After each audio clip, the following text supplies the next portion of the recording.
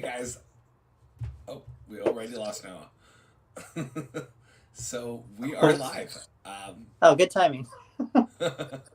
Hi, folks. Good to have you with us at the Best Overall Show. Noah is back. Boop. And we forgot. We are a mess without Joe. We forgot to do the countdown and everything. It's bad. So, hi, folks. Joe, we're down to Joe tonight, as you can definitely tell. Um, yeah, but we got Noah back, and we have a guest. It's the Best Overall Show. Hello. Noah, how you doing, my friend? Oh, is that an animal? Good. I'm having some type of audio lag. Am I sounding okay? Yeah. You're sounding great, but I think right. the audio lag is apparent, or you're being attacked by some kind of animal. I'm going to be right back because something is wrong here. I'll be right back. Okay. Sounds good. Well, Jubilee, thanks for Hello. joining us today. Thank you. Thanks for having me. Our pleasure. I do speak for the entire show, but our pleasure. Yeah, so we are the Best Overall Show, as I was saying before Noah came in and came out. I am Cass, and yeah, here we have quite a show lined up. But first, Jubilee, why don't you take a second to introduce yourself and tell us a little bit about yourself and your 40K journey? Sure. So I'm Jubilee. I'm Titan of Joy on TikTok.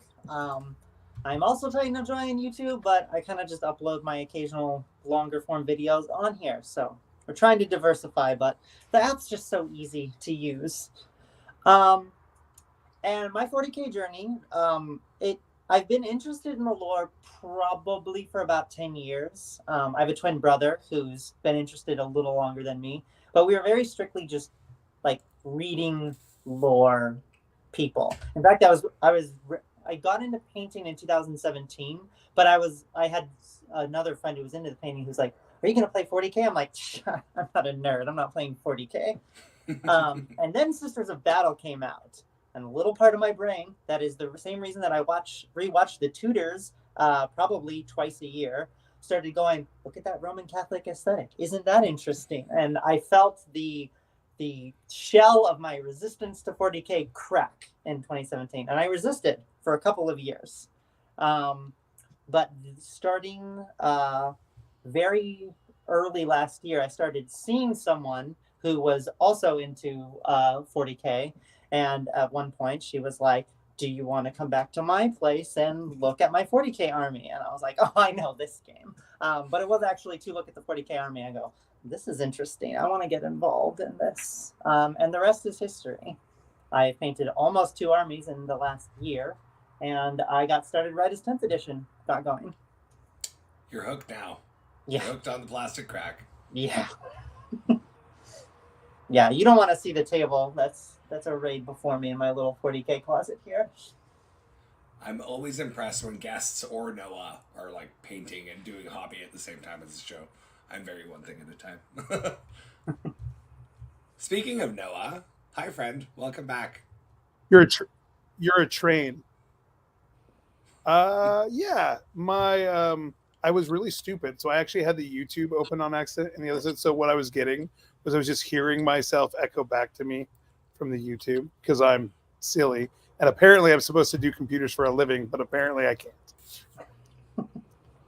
Yeah, I love that we're both in tech. So whatever. And if Joe doesn't show up, the entire thing's on fire. It's an absolute tire fire from visible from space. Absolutely. Let's see what's going on with me. I took a very weird, abrupt turn down the a painting path I don't usually go down. Like I usually don't paint unless I'm specifically painting something for an army. Like I'm usually not painting unless I'm painting something that's either going to be part of an army in my collection, or I'm trying to get it ready for an event or something. I painted like a couple D&D minis, and I painted something for my wife a couple times, and I've done some painting for like a tutorial I did on Goonhammer.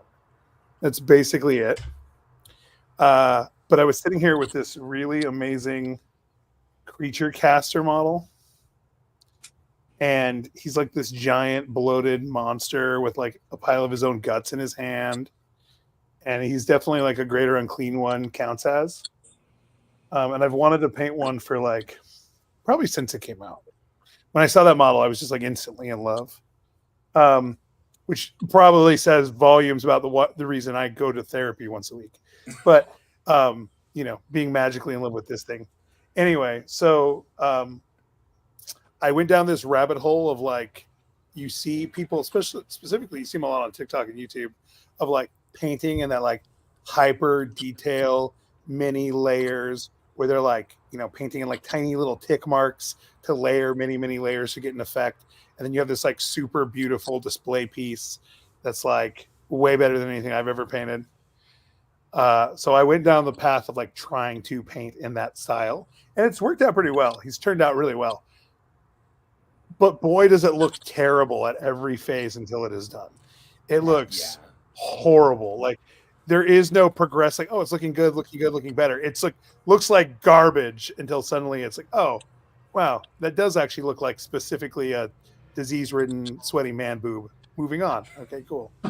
Yeah, which is really honestly the most prominent part about this whole model. Yeah, absolutely. The most prominent thing on this entire model is literally the one boob. I don't know why, but it's the one thing that every single person notices when I show them the model. I mean, you highlight it. You did. Whatever. I was really in on it. So that's where I'm at. Awesome. And then getting ready for Storm. I've been considering playing my 100 plus or my 140 boys list that I painted like in COVID. And so I'm going back and forth between like the psychosis of, do I just audible to orcs for Storm and run 140 boys? That's where I think that sounds like fun. That does sound fun. just they all have pink pants. Full send. I love it. Cool. For me, I've just been. What about you, Cass? Did we cover what you're painting? No, I painted some scouts, and then I'm basically just battle writing a couple things up, because I've got BFS teams not this weekend, next weekend in Nyack, New York. Got the tap on the shoulder that Jack wanted to take the custodes for one last hurrah, one last trip to Flavor Town, as he put it in the list name, and so I had to like make some last minute adjustments and take Imperial agents out of my Ultramarines list. I made something, I repped it, I'm feeling good about it, so it's just getting reps in and finishing battle writing, I think one Eradicator afterwards, but yeah, that's about what I'm working on, and I think we're down to Noah again, but that's okay, because we've got some pretty pictures to talk about. So what I'm working on. I'm here. I was just changing positions so you didn't have to like get seasickness while I was walking through my house. Fair play.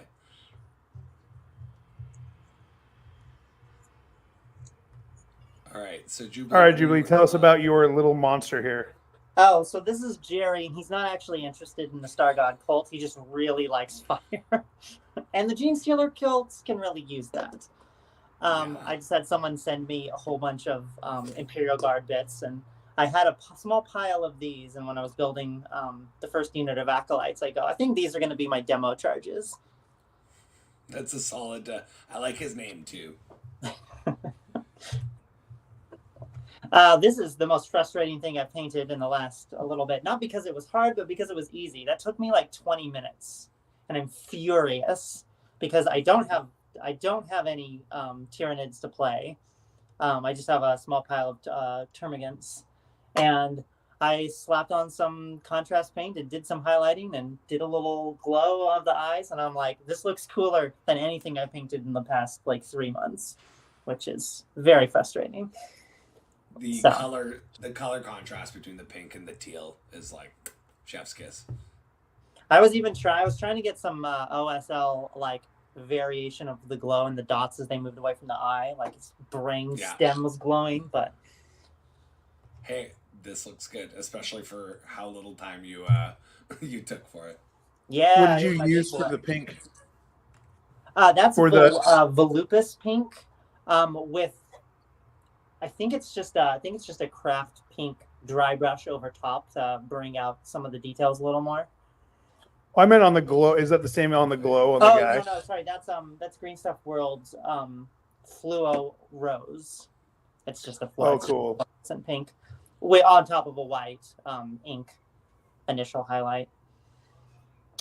I feel like inks are like when you first start using inks, you're like, why haven't I been using these from the beginning? Mm-hmm. Like they're just so much better. Like the fluorescent and inks, I feel like really up leveled almost everything they touch. It's really amazing. Yeah, like I wholeheartedly agree. There is the odd time where I prefer a paint, but it's usually in very small doses. Mhm. Typically, the ink for fluos is perfect. This dude looks sick. Yeah, this is the I got two abominants, and someone was selling a big chunk of it, like 1,600 points of Gene Stealers for like $200. So I snatched that up, and it had two Dang. abominants in That's it. a deal. And yeah, for Gene Stealers, yes please. So I grabbed two of them, and that's just a color scheme I'm working. I'm not super happy with the cloak, but again, I have a big army to paint, so I'm trying not to let perfect be. Does a perfect be the enemy of good? Yeah, and Um, done in this case. Done. Done. Be the enemy, yeah. Perfect Done be the is enemy really of good. Done. Jesus. Yeah. Awesome. Oh, my girlfriends. This is so the model on the right is one I was doing a series on TikTok where someone had randomly sent me a box of sisters and I didn't need any more, just default battle sisters. So I was doing different ones in different color schemes. It's not an original idea, but like I did like just one or two just in some some different schemes, and then I did the one on the right. In this, I'm pointing the wrong way. The one on the right there with the blonde hair was like the one I did, and it made me question my entire sister's color scheme, which is white armor with dark blue cloaks. And I was literally like, how long would it take to repaint my whole army? Yeah, and then I just to scratch the itch because another army I want to get into is World Eaters, and I was like, I could just paint my sisters red and call it good, and so to try to get that whenever I get that itch for a new color scheme, sometimes painting a single model and realizing it's too much work is a good idea, although sometimes it goes too well, and then I'm like, oh no, now I really want to do this. Then you're down the rabbit hole. Yeah. So it hasn't happened yet because the white armor is very good looking right now. Yeah, and I mean, if you've done white armor for enough of your army, like you've put in too much blood, sweat, and tears to turn back now.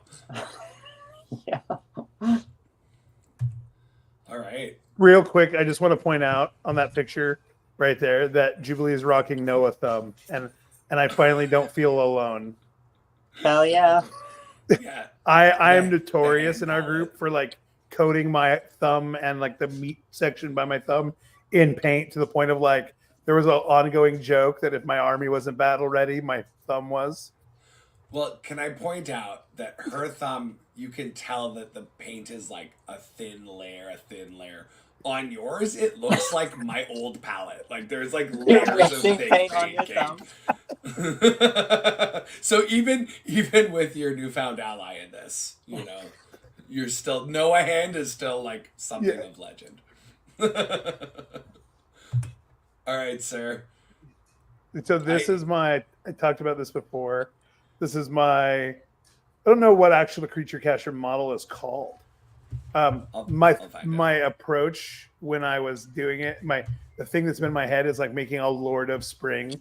So like my plan is once it's all done, I'm going to put leaves like leaves on the branches that are growing out of his back, Nice. and like blossoms and stuff. And the goal is for him to be like. Very cool. I also have been calling him Happy Jack, which is like a little disturbing. When you sent me this immediately, I just thought of Clown from Spawn, like the face. That's where I did the Just- face because I couldn't think what to do, and his face is so like I used the paint to make it look bigger.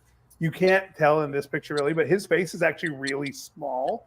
That Yeah. part that's his head is like really like the eyes and mouth and eyes and nose are recessed and like really small compared to the body. So I used like the face paint thing to basically like artificially increase his facial size to make it more of a focal point. Did a bunch on it after this, so like it's much further along now. That was just the blocking out. Yeah, I don't think I caught any. The wraps, the arm wraps, they're much further along now, but like to get that like layered texture look took way longer than I had expected for like what is it equals that to like 2 square inches of actual painted space. It was very frustrating. Yeah, when you're going for that level of detail, you can spend hours on like this small of a spot, you know? So there's like a bunch of little tiny pock marks on like you can see the boob has come back, the right man teat. And there's all these little tiny pock marks. Those are all paint. So like the goose flesh bumps, those are all paint, and that was also like me taking moments and just reconsidering all of my life choices.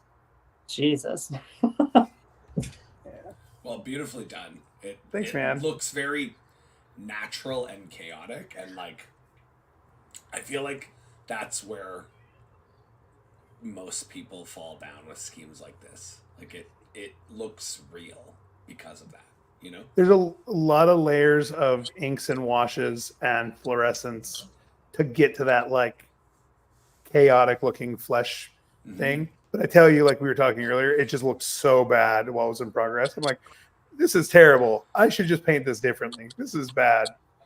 The best thing I learned when I took the CK Studios 101 course years and years and years ago was that like there's an ugly phase.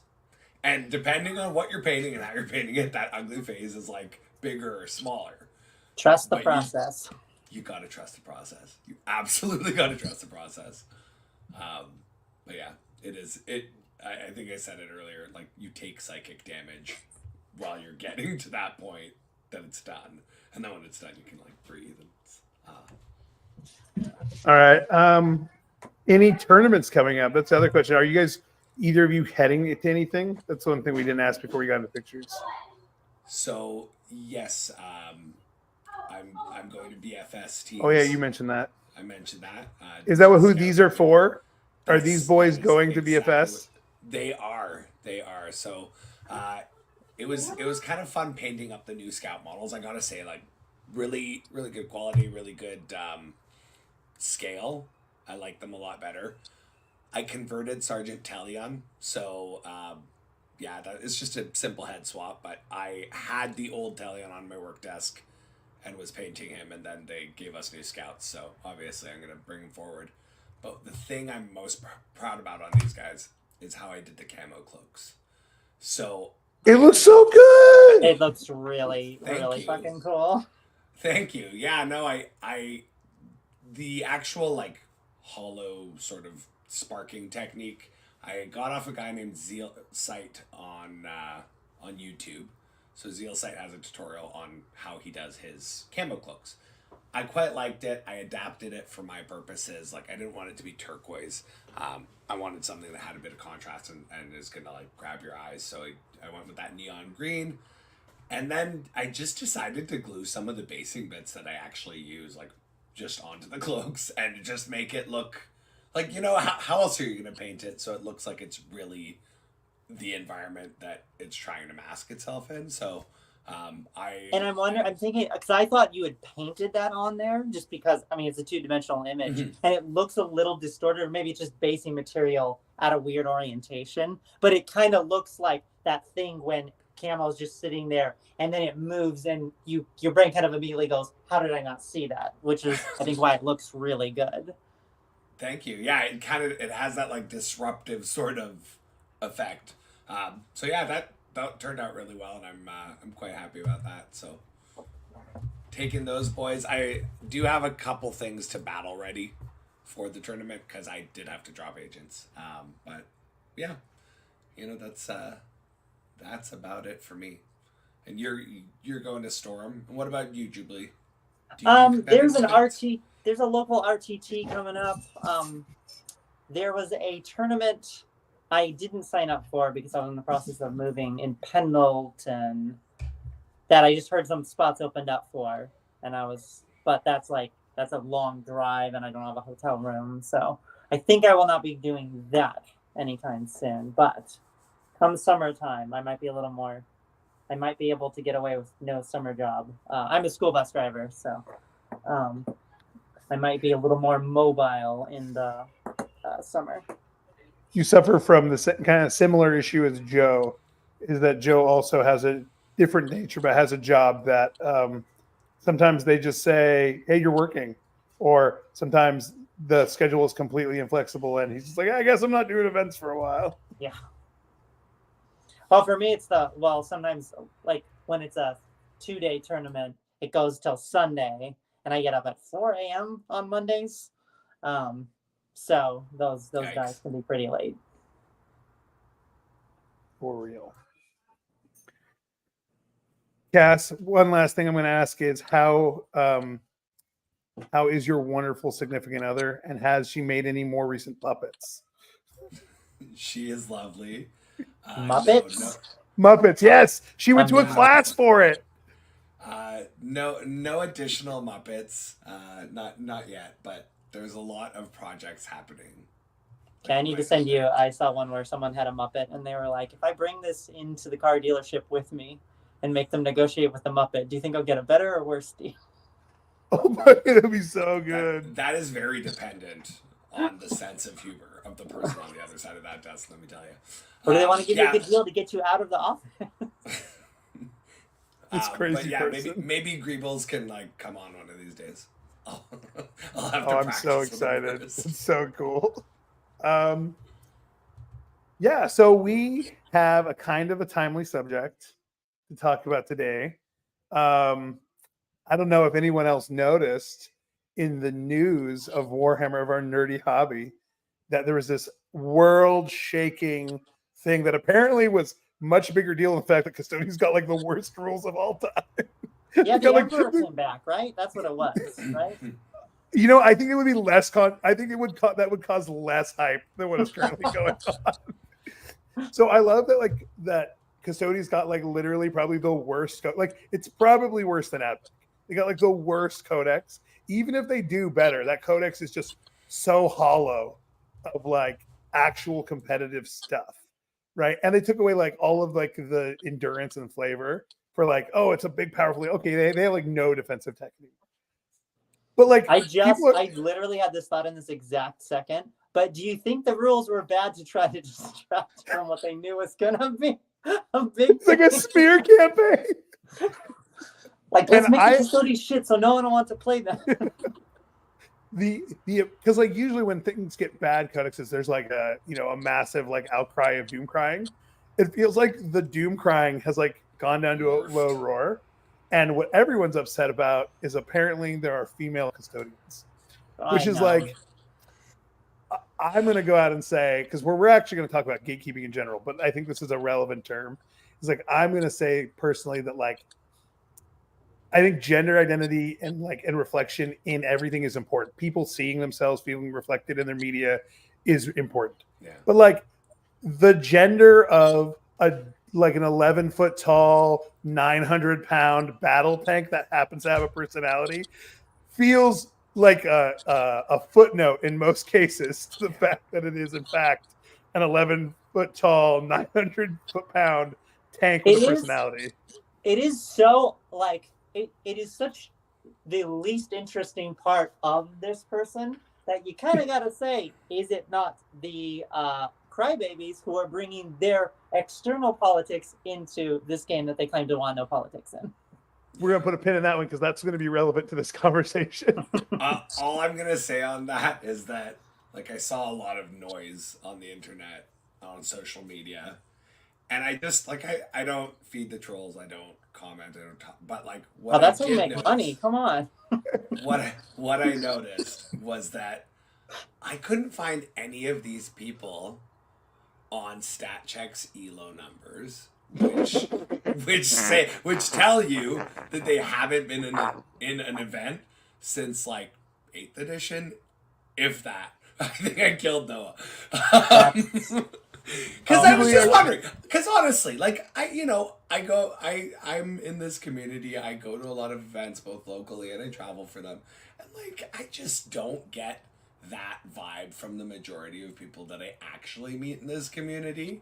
I actually tend to get like pretty good supportive vibes, and like that's not the people that I see when I'm playing. So when I see them online, I gotta wonder. So I looked them up, and I just couldn't find a single person who was saying any of this nonsense that like was real people. So real quick, Jubilee, are you familiar with StatCheck? That I'm getting the vibe. I'm not familiar. That's Okay. people's like nationally. Okay, Right. so StatCheck is this amazing website. They have a bunch of podcasts too. We're friends with a bunch of people who run it. But StatCheck is basically a whole bunch of data nerds as well as people played 40K came together, and there's actually like a updated data science driven dashboard that shows like the performance of different factions in the meta and all that stuff. But also they also track like ELO, like in chess, the ELO for every player who goes to events. So if you go to an event that is 5 rounds or more, your performance is actually figured into an ELO. So everyone starts with a certain ELO rating, and then winning matches brings it up. Losing matches, it brings it down. If you win a match against someone who has a much better ELO than you, goes up more. If you win one against someone who has a lower ELO than you, goes up a little bit. And same is true for losing, right? Losing to someone better than you goes down a little bit. Losing to someone worse than you goes down more. And it's supposed to be a relatively close actual approximation of like a hierarchy of how good a player is. So what Cass was saying is all of these trolls don't show up on my top 100 ELO, and why do we care? Listen, Which is why I died. I wasn't even being that elitist about it. It's not that they don't show up on the top 100. It's that they're not in the spreadsheet, which means you haven't attended an event since like 8th edition. Like you're not part of the community at large. So You're only part of the community when you're upset. When you're being a loud, cranky troll. Yeah. Anyways, that's my So Now we I stopped know. back Come on, man. giving me advice or not ELO either. Yes, Sam. Can you put that on the screen, Cass? No. Sam, who is a glorious person, has also pointed out that these people are also who are giving him outstanding advice on Reddit are also not on the ELO ranking. And that's like, You mean the loudest voices in the room aren't the rightest? so, but this is actually funny because we're kind of gatekeeping ourselves in this conversation. So we'll spin back. So the real focus is not just the fact that people are upset about female custodians, which will come up more in this conversation, but is that gatekeeping is like a real significant thing in any hobby. But I feel like it's really prevalent in 40K. My things that brought it to mind are the female custodian thing, but also like Jubilee, I'm sure you'll talk about it. Jubilee gets all kinds of wild hate on TikTok, but negative engagement is still engagement. So however that's transferring into your trending numbers, good for you. But Maybe the best thing to say when someone leaves a bad comment is "what?" and then they leave another comment, and you're like, "I don't even go to the video. I don't even leave my dashboard." I'm just like, "What?" and so, but also like there's another creator named Queen Sylvie who's like, she's like a pretty lady who likes Nurgle and Oh posts yeah, gym Queen Cell. I was like, content. "Oh, who is she?" Yeah. And she is constantly also just getting nonstop. Like she one point said that she would like there to be like some amount of smut in her 40K lore, and literally like it set the internet on fire. Oh my. Right? That's when I found her. So, the kind of point is like we see it in lore, we see it in hobby. Like I feel like painting it happens the least, but there is a pretty significant amount of like am I good enough to be painter to be in the room kind of thing. What about you, Cass? What do you think about? How do you feel about the hobby gatekeeping? Have you seen a lot of hobby gatekeeping, like paint? I mean, so it depends on kind of the avenues that we've talked about. Like, I have locally not seen that. Have I seen it online in certain websites where like a toxic subculture can kind of build on a forum? Yes, I've seen that.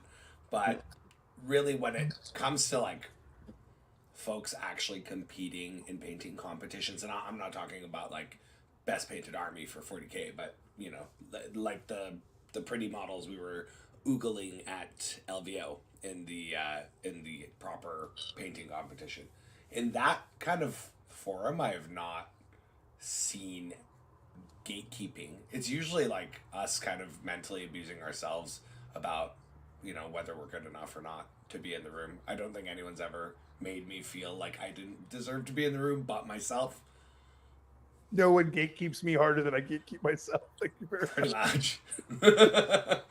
And that's fair. I think, and maybe the thing about it, like with paint, because paint is subjective, but it's also individual to like each person. Like someone else might see your stuff and think it's cool, but it's like you're painting it because you're thinking. Lore is like this weird shared consciousness thing, and then the gameplay also is like a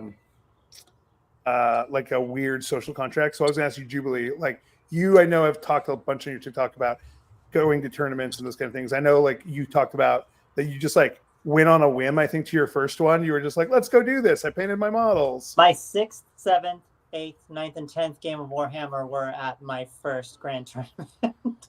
All right, cool. So did you ever feel like, because like we see the competitive gatekeeping in Reddit and all that bullshit. Did you feel any of that in person? No, like my local community is really good, and I'm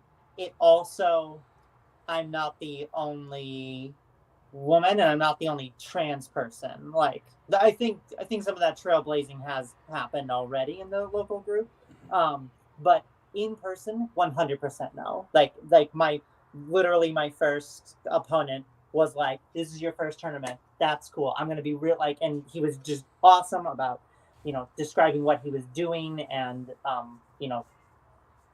was like, "Hey, you want to like," even though like it was World Eaters and he got into my backfield on turn 1. So like, and I was in all infantry sisters at that point. So the writing was on the wall by the end of turn 1.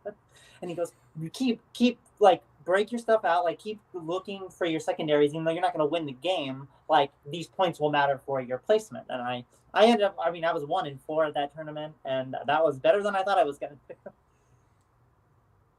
But the gatekeeping, yeah, in person has not really happened. All of that's been online. And I mean, that I think one reason I've been able to weather it so well is just one, because that's kind of just my experience as a femme online and a trans person online, is just that it's nonstop. It falls in the background. And I'm also a extremely confident person. I don't know if that comes across in any of my videos.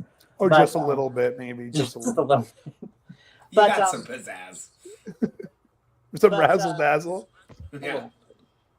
But yeah, no, the local group has been really good. And I mean, like, there's even someone who like wears Trump paraphernalia to the events. He's a delightful opponent. I wanted him to be like a jerk, but I'm just like, damn it. But it's just, I mean, it's harder to be that way in person, I would imagine. So that actually brings up a question, right? It's like, so it seems like it's all of our experiences that the gatekeeping happens more consistently on the internet than it does in person, right? Whether it's critiquing someone's hobby, or whether it's, ranting about lore, or whether it's talking about things. Now, we've all heard the horror stories about gatekeeping in person. Like we had Eleanor Byler, who is this amazing artist, really great human, good 40K player. She's also like a scientist and an astronomer, and she's like just a very accomplished human in like all regards, and just outstanding person. And she put female sister heads on her custodian jetpack captains when she was playing Stones, and literally had a player like refuse to play her and effectively verbally abuse her to like get so irate that like it was like the end of the world. And this was years ago, but this was like, so we all hear those horror stories, Yeah. but we don't like see it. So like, I guess. And what like, I'm no, asking- I mean, you ran an event, and like, I was on your judging staff, and I know that like that shit would not have been tolerated at. Yeah, but No. I can't think of any event in our community that shit would be tolerated at. No, like, and even fact, and like, even people who I feel like I have seen, like, I'm pretty active in the community in general, and I've traveled for events, and I've ran into people who, like, I have seen them in other contexts, and they're just people I do not like and would not like to spend time with. And then when faced with, like, I saw this exact scenario, someone who I did not like, who I'd seen been very rude to other people, who I'd heard make comments about, like, people, if they're not good, they shouldn't come to events, whatever. And then this person is talking to a lady who's new into the game and, mansplaining the whole game to her. And it's like, it feels like gatekeeping happens as a function of, like, personal aggrandizing and ego. And in person, there's more of a opportunity for, like, praise. It really reminds me of, like, if you've ever seen, like, What We Do in the Shadows, there's that, like, energy vampire who goes on and trolls everyone on the internet so he can get, like, little bits of hit. So, well, I guess what I was asking is, like, do you feel like there is like a significant motive, like a specific motivation behind gatekeeping? Like, why do you feel like it happens? Like, why are people upset about custodians? Why do people care what you painted? And why do people only want people who are good at the game in the room? I mean, I think one of the reasons why, like you said, like, I think it's for a little bit of attention. Like, I think it's kind of a holdover from, like, kind of the more hip, like, I feel like nerdy subcultures. Like, I've kind of been out of any real nerd space since, like, the early 2000s, like, when I was, like, on playing World of Warcraft, and I played like competitive Pokemon and Lord of the Rings trading card games, in 2002, something like that. Like, it felt like there was more of an interest in, weirdly, your hobby being niche meant it was, like, more like more elite, which is, like, so antithetical to just the way these days everyone kind of wants to spread the things they're interested in online. And I think that's where the rubber meets the road with this, is there's kind of that older style of thinking versus the kind of just like if you want to be a gatekeeping jerk online, and, like, but you also want your stuff to be popular, you can't really be a dick about everything, or you just kind of won't, like, does any of that make sense? Yeah, I feel like there's a very small number of people who can, like, spin, like, being a dick, shock jockey, whatever, in their favor, right? You see them on TikTok or whatever, they get, like, or YouTube. But I think most of the time you're right. Like, you still have to, like, if you want to participate in the thing you enjoy, you have to, like, play the game, as it were. You have to get along. Is that what you're saying? Like, there's some amount of, like, social pressure to, like, not be a jerkbag so they can continue to enjoy their hobby. And yeah, like, if you're gonna be, if you're, I don't know, making cringe content, and, like, I mean, I've literally never seen this in the way that, like, a lot of your standard YouTube channels are just people, like, playing a video and pausing it. Like, how would that really work for Warhammer? But like would you just show models that you thought were stupid and critique them? Like, maybe that exists, but that's not content. I've literally never seen that. So I think it really only pops up in, like, comments, right? Yeah. Yeah. The like Reddit-esque sort of comments. Does it get that bad? I've literally never gone around. I don't know. Yeah. I mean, have you looked at your comment section? Your comment section gets lit sometimes. But, like, I only see these people pop up in, like it reminds me of that like that spoken word, that The Man in the Arena, right? There's that poem by, I think it's Theodore Roosevelt. It's like, talks about, like, the person actually doing the thing is the one that matters, and that all of the people who are like jeering and saying they're never going to accomplish it and they're not daring to even try, they're like the lowliest of beings because they didn't even attempt. It really feels like we have a lot of that. Okay, so transitioning a little bit, even if so we don't see the gatekeeping house much in person, we see it a lot on the internet, but something is still true. Like up until very recently, if you went to a 40K event, I mean, it's still basically this way, but there are starting to be little blips of hope. But let's say we rolled back 2 years, just after COVID, and you go to a 40K major, and there's 100 people there. I would say 85 of them are white, and 97 to 99 of them are men, right? And I have 3 daughters and my wife, but no one I live with in my house identifies as male. So I have like 5 other people in the house, and none of them are dudes. And I've had lots of conversations about, them coming, bring me lunch or something at an event, and looking around and just literally seeing not male people and basically all white people. So like, there's obviously some amount of pressure. There's some amount of like homogeny that is existing, and it has been self-perpetuating, right? So I guess my question is like, I think it's less so along race, because like you go to other countries, or skin color, whatever. You go to other countries, you see all kinds of people. So it's like, I think the white thing is mostly America, right? But Well, on top Pacific of that, Northwest too, like yeah, that's true. We are I'm a pale also group. I'm also fully Middle Eastern heritage, so I know you are. I'm 1% yeah. Egyptian. But it is. You're right though. Like, it is largely one sort of like aesthetic, we'll call it. But it has been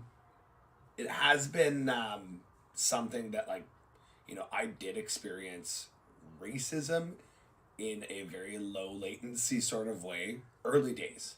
When I was younger, when I wasn't like so aggressively me, where it did feel, whether intentional or not, it did feel like, I wasn't necessarily welcome there. I didn't listen to those things, and that was, a long time ago, and I have seen things in the tournament scene of Warhammer in general. That was fantasy, to be fair. Shift, but it's drops in the bucket, if you will.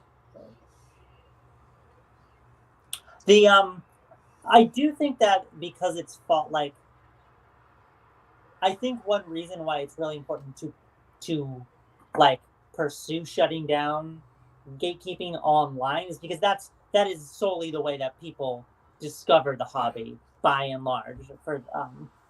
And it's, I was terrified of my first event and thought it was gonna be silly. Thought everyone was gonna like. And then when everyone was helpful, I was like, this is the honeymoon phase. They're gonna get tired of me. They're like, everyone must be holding my hand right now. And I still have moments where I'm just like, is everyone just being nice to me?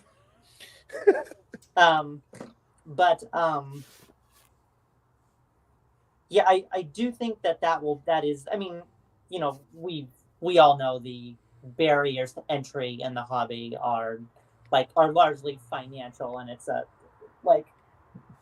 don't really know how to solve that sort of a problem, but other than Revolution, I'm looking at a Gene Stealer as I'm saying that. Maybe something eat the 40K players, something. Eat the 40K players, but yeah, it's tricky to get involved, and I think that as we were talking about this, I'm like, are we all just making too big of a deal about the gatekeeping online when it's clearly a bunch of shitheads? And I'm like, no, we can. No, it's the shitheads who are wrong. It's true. For sure. Because you're right, they are a bunch of shitheads. And then when we're in events, like, I look forward to going to every event I go to, because I spend time with the people. I have made so many like really strong. I don't make friendship. I don't like make friends often. Like I'll make acquaintances. I'll get along with people, but I have a very specific, very strict definition of friend. Right? Like there has to be like mutual support and trust and all that stuff.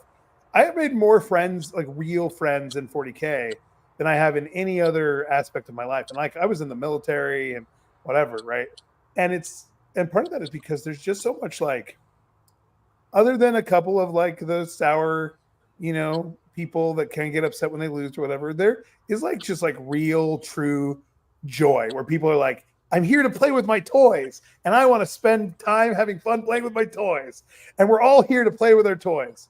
And there's a couple then it's people... got a perception as being such a serious hobby when you're like, it's army, man. Well, it is a little bit like what are we doing here? It is like a little bit like male gaze power fantasy. like majority of the things are like these giant monstrous things, right? There's a little bit of like impression that it would be like this very serious kind of thing. It's the grimdark aesthetic. It's not actually grimdark. Yeah, the thing is, like, grimdark though is just such a caricature of an actual like fantasy world that it's just like hilarious, right? Like the fact that they feed like 1 million people to the emperor every day to like keep his light on, like at some point that just weighs out efficiency here. It really shoots the moon and starts being cool again. Where I'm just like, this is ridiculous. Like every time I read something new about some new faction, I'm just like, this is ridiculous, and I love it.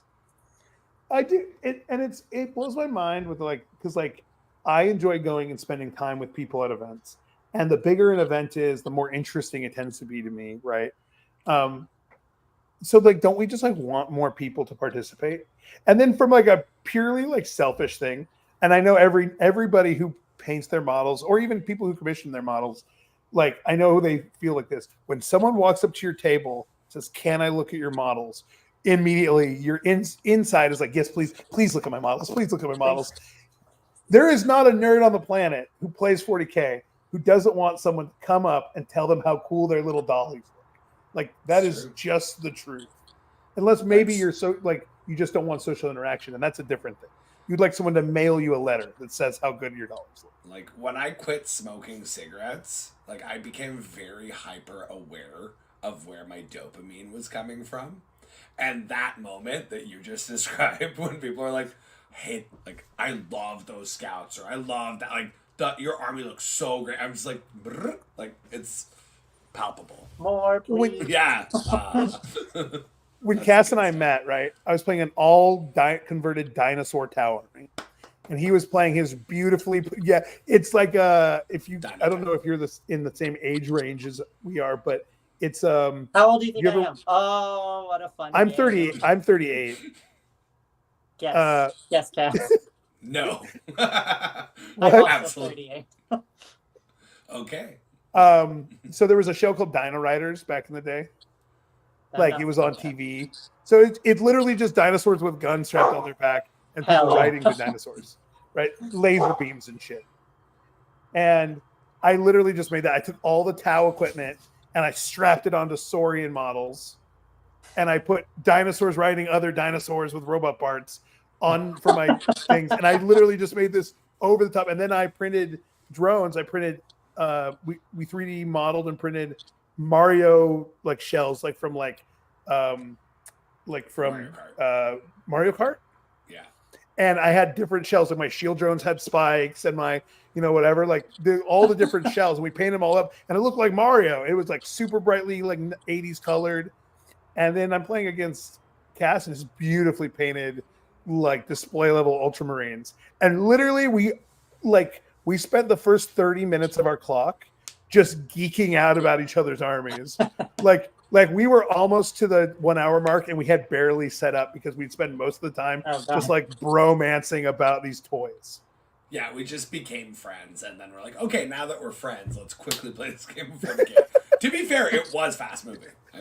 I mean, you literally almost just like destroyed me with your freaking linebacker Gilliman. He literally just put Gilliman on the table, took behind enemy lines, and ran Gilliman at me for 2 turns. Until Gilliman was just standing in my back line with his with the rest of his army and just did his best to stay alive. And then when we got back up, he was literally scored behind enemy lines like 4 turns in a row with killing. It was stupid. It was stupid. Wonderful. He's taking an entire Tau shooting phase to the face twice. He was just like, hi. I miss 3-up and vulnerable saves. So good. I miss them. Doesn't the Lion have one? A 3-up invulnerable save? Thought he did. Am I wrong? Oh yeah, he used to. He used to. They took it away. Oh, did they nerf that in the codex? Yeah, I think so. He's not allowed to have nice things. The Lion got hurt. They hurt him bad. So we're starting to get close to time. So I guess I want to turn over to Jubilee. Do you have like you were probably the, let's be honest here. I am a bearded white dude. There is very little gatekeeping that is going to happen to me in most situations in 40K. What do you like? Do you have opinions on things we should do to try to make it better? It really is hard because it is like, it's more about getting people into the hobby than like I think the like I was implying earlier, the barriers to entry are not, I think, at the doors of a convention hall for a tournament. Like, it's about like getting people involved, like encouraging people to join the hobby, which involves a lot of painting and a lot of army buying and stuff like that. So, I mean, I'm in no real position to really. I haven't really thought too much about it, but like, I guess if there was just like maybe events to like teach people how to play, like almost do like a pared down combat patrol with some easy to play armies, maybe not actual combat patrols, people could actually learn the armies, or yeah, for sure, leagues could be a good way to do it, because that's how I learned, was starting with really small starting with like a 600 point game or something. We've talked a lot too about like, so I own like 16 painted armies, and we've talked a lot about like basically starting a library.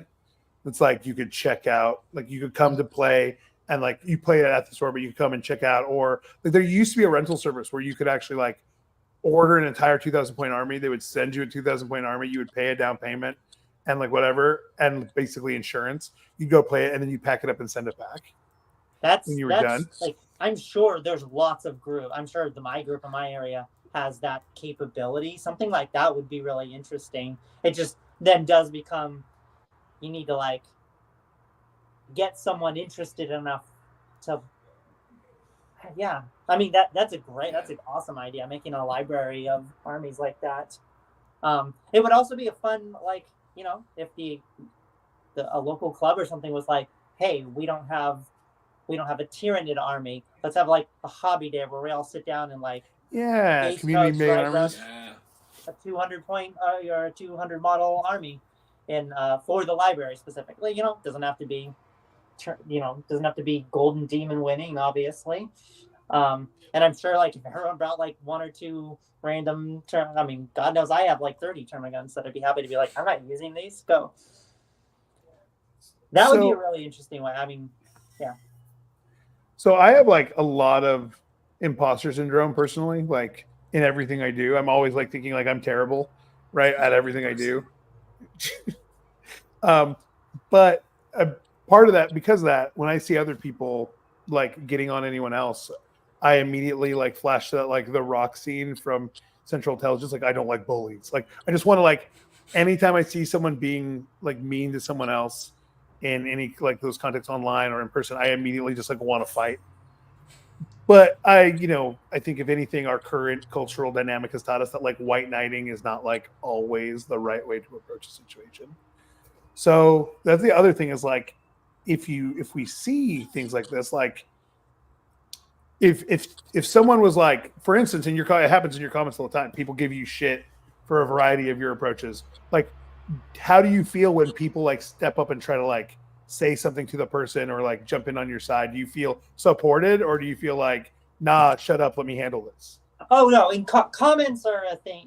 If I was the Jubilee Media conglomerate, I would I might have a different idea, but I ignore most of the comments and don't mind when people tell people to fuck off. Like that kind of background noise of seeing, like, I just had a friend for a completely different reason sort of mention, hey, I'm kind of getting swamped by, by bigots in my comments. They were another trans person. And yeah, I went through and it was like the first couple of comments, I was like, man, it's like people saying shitty things, then people encouraging the shitty person being like, yeah, blah, blah, blah, blah. And then like I got down later and I saw people saying that again. Like, there's a difference between standing up and, telling someone to fuck off. And I didn't ask at the beginning if swearing's okay, because I've been swearing nonstop. It's fine. We're a bunch of monsters. I swore early on just so you kind of picked up. Magnificent. Don't worry. But no, like that kind of thing, it's appreciated online.